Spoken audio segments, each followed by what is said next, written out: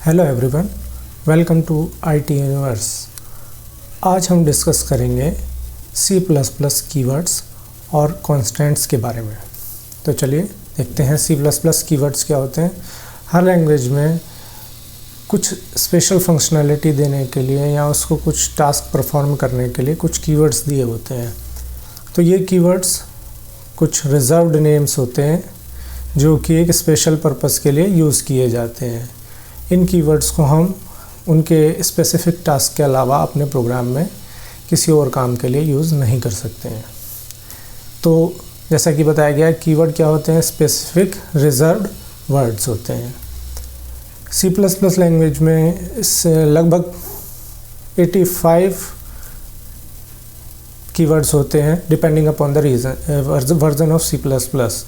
बहुत सारे C++ के वर्जन हैं, C++ 11, 15 एंड बहुत सारे वर्जन C++ के निकल चुके हैं आज से पहले।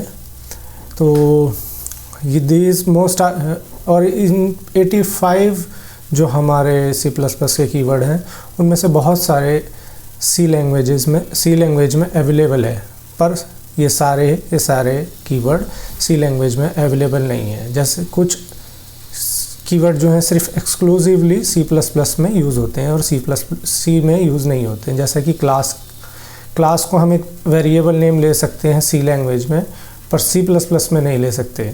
इसी तरह से एक है बूल।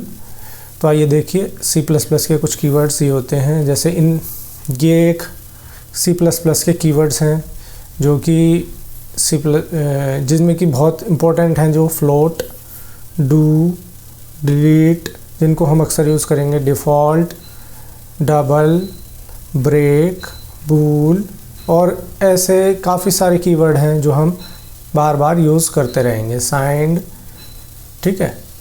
और इनमें काफ़ी सारे कीवर्ड ऐसे हैं जो स्पेसिफिकली C++ में होते हैं लेकिन C में नहीं होते हैं। तो ये कुछ कीवर्ड्स की लिस्ट हैं जो कि C++ में अवेलेबल हैं लेकिन C में अवेलेबल नहीं है। नाउ अब बात करते हैं कॉन्स्टेंट्स के बारे में। कॉन्स्टेंट मतलब जो अपनी वैल्यू चेंज ना करें। तो इन कॉन्स्टेंट्स का काफ़ी यूज़ रहता है हर प्रोग्रामिंग लैंग्वेज में, और हर प्रोग्रामिंग लैंग्वेज में अलग अलग टाइप के कॉन्स्टेंट डिफ़ाइन किए जाते हैं। तो कॉन्स्टेंट या लिटरल्स C++ में इंटीजर टाइप के होते हैं, फ्लोटिंग पॉइंट लिटरल्स होते हैं, बूलियन होते हैं, कैरेक्टर होते हैं और स्ट्रिंग होते हैं। अभी हम इनके बारे में डिटेल में जानेंगे।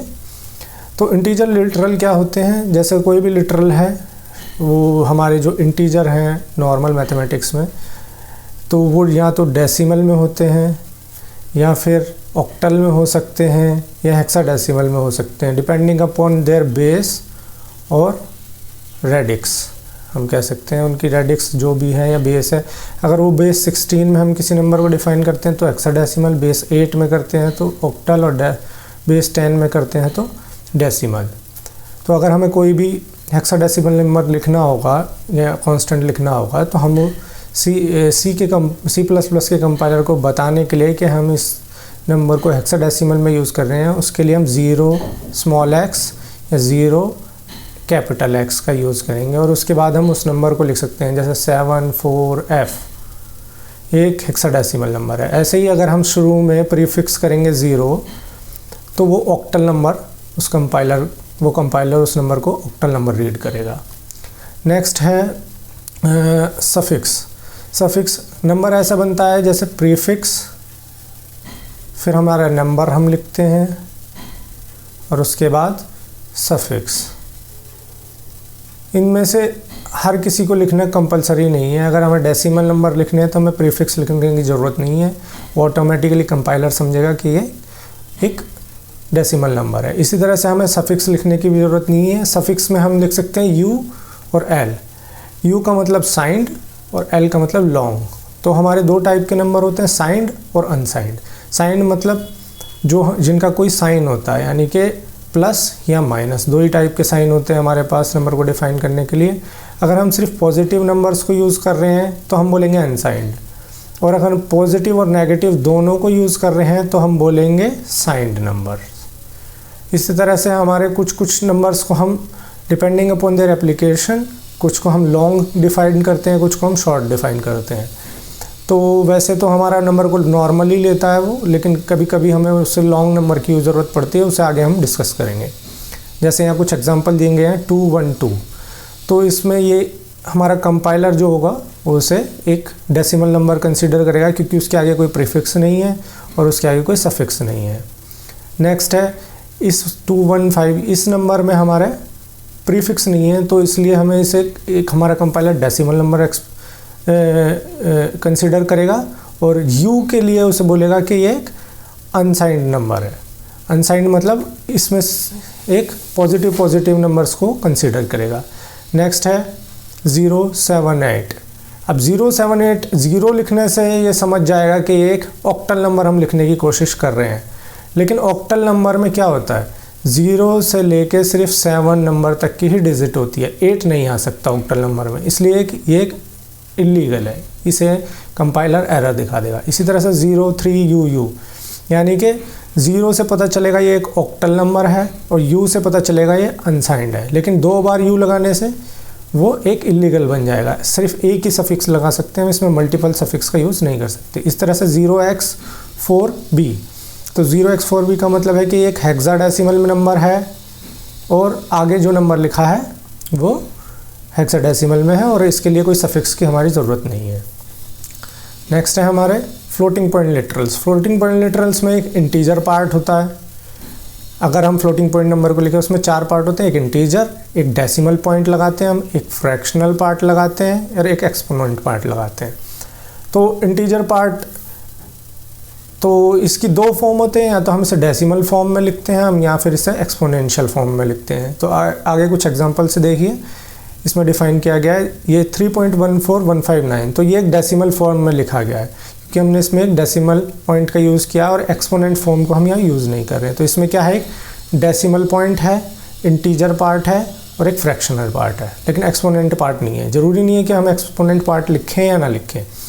नेक्स्ट है 31415, इसमें क्या करा है हमने, हमारा एक इंटीजर पार्ट है लेकिन हम उसे एक एक्सपोनेंशियल फॉर्म में लिख रहे हैं क्योंकि ई लिखा है हमने यहाँ पे, और एक्सपोनेंट है हमारा -5, और एक्सपोनेंट के साथ हम वही फिर से इंटीजर के रूल्स फॉलो कर सकते हैं, लॉन्ग लिख सकते हैं, अनसाइंड लिख सकते हैं। तो ये हमारा एक लीगल है, लीगल फ्लोटिंग पॉइंट लिटरल है। नेक्स्ट है 510E। तो अब इसमें देखिए एक्सपोनेंट के साथ में हमने कुछ भी डिफाइन नहीं किया है यहाँ पर, तो अगर एक्सपोनेंट नहीं दिया होगा तो इसे एक इलीगल माना जाएगा। नेक्स्ट है 210F। तो 210F यानी कि ना हम इसमें डेसिमल डिफाइन कर रहे हैं ना हम एक्सपोनेंट पार्ट डिफाइन कर रहे हैं, तो ये तो वैसे ही इलीगल हो गया है। नेक्स्ट है .E55। तो मैंने यहाँ पे एक्सपोनेंट पार्ट तो बता दिया है, डेसिमल भी बता दिया है, लेकिन इंटीजर पार्ट क्या है इसका, तो इसी वजह से ये एक इलीगल है, मिसिंग इंटीजर और फ्रैक्शनल पार्ट। नेक्स्ट है बूलियन लिटरल्स। बूलियन लिटरल्स सिर्फ 2 ही टाइप के होते हैं, एक होता है ट्रू और एक होता है फॉल्स। तो ये ट्रू फॉल्स हमें कई बार डिसीजन मेकिंग में हेल्प करते हैं, और ये बूल C++ में अवेलेबल है, C लैंग्वेज में अवेलेबल नहीं होता है। तो ये ट्रू और फॉल्स हमें कंडीशन, बूलियन कंडीशन बताता है कि ट्रू है या फॉल्स है। नेक्स्ट है कैरेक्टर लिटरल। तो कैरेक्टर लिटरल 2 टाइप के होते हैं, एक नॉर्मल कैरेक्टर लिटरल और एक होता है वाइड कैरेक्टर लिटरल। तो वाइड कैरेक्टर लिटरल मतलब वाइड है वो, मतलब नॉर्मल कैरेक्टर से ज़्यादा बड़ा है। तो जो वाइड कैरेक्टर लिटरल होता है वो L से शुरू होता है, और कोई भी कैरेक्टर लिटरल को हम इन कोट्स के बीच में लिखते हैं। अगर इससे पहले हमने यहाँ पे मान लीजिए कैरेक्टर लिटरल A लिख दिया है तो ये A स्टोर करेगा हमारे कैरेक्टर में, लेकिन L लिख रहे हैं तो इसको एज्यूम करके चलेगा ये कि वाइड कैरेक्टर लिटरल है, इसमें बहुत सारी वैल्यूज़ आने वाली है और इसका साइज़ भी बड़ा हो जाएगा। और वाइड कैरेक्टर लिटरल का टाइप होता है WR_T।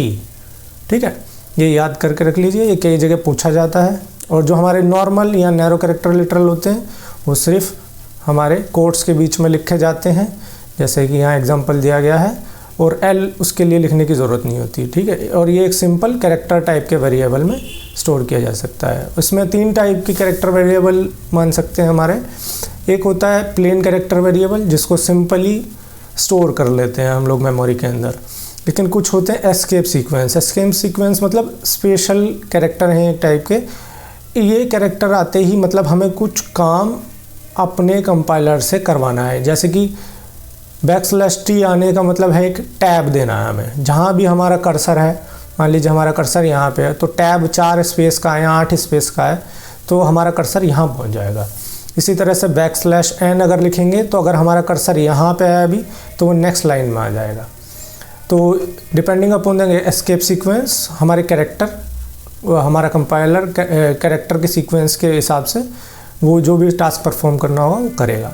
और कुछ होते हैं यूनिवर्सल कैरेक्टर, जैसे ये यूनिकोड कैरेक्टर है क्वेश्चन मार्क के लिए, तो कुछ यूनिकोड कैरेक्टर्स को हमें लिखना है जो कि कंपाइलर सपोर्ट में हमारे कीबोर्ड में नहीं है, जैसे मान लीजिए, या फिर मान लीजिए HTML सपोर्ट नहीं है या किसी भी प्रकार की नहीं है, तो हम यूनिकोड कैरेक्टर की यूज़ करेंगे और वो उसको प्रिंट कर देगा। ये कैरेक्टर लिटरल्स के कुछ एस्केप सीक्वेंस दिए गए हैं। जैसे अगर हमें स्लैश लिखना है तो वो स्लैश को रिकॉग्नाइज नहीं करता है, तो हमें डबल स्लैश अगर लिखेंगे तो वो एक स्लैश को प्रिंट करेगा। नेक्स्ट है इसी तरह से अगर हमें कोट को प्रिंट करना है तो स्लैश कोट, अगर डबल कोट को प्रिंट करना है तो स्लैश डबल कोट। इसी तरह से क्वेश्चन मार्क के लिए है, अगर हमें कोई मान लीजिए कोड एग्जीक्यूट हो रहा है और हमें इंटरनल बेल बजानी है आपके कंप्यूटर की, उसमें जो छोटा सा एक स्पीकर होता है, अगर उसको यूज़ करना है तो इसी टाइप से यहाँ पे अलग अलग टाइप के हमारे एस्केप सीक्वेंस दिए गए हैं।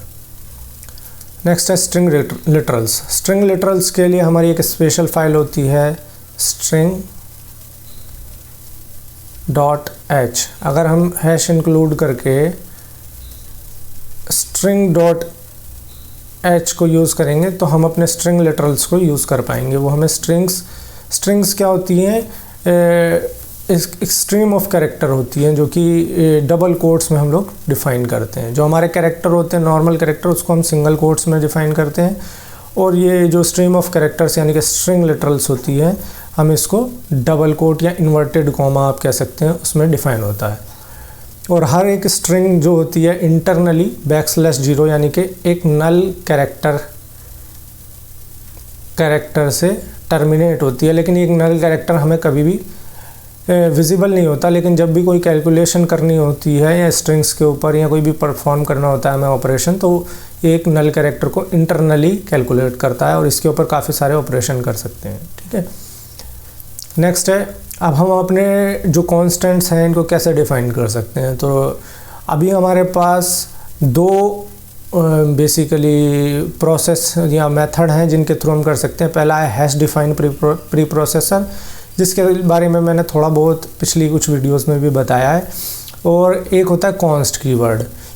तो इनके बारे में अभी हम डिटेल में जानेंगे, पर अभी हम थोड़ा सा ब्रीफ में बात करते हैं इसके बारे में। पहले हैश डिफाइन अगर मैं लिख देता हूँ तो प्रोसेसर समझता है कि अब जो भी आएगा उसको हमें सीधे उठा कर रिप्लेस करना है, यानी कि हमारा जो लेंथ है, जहाँ भी हमारे प्रोग्राम में लेंथ लिखा होगा वहाँ उठा कर वो सिंपली 10 पुट कर देगा और जो भी कैलकुलेशन होगी वो कर देगा।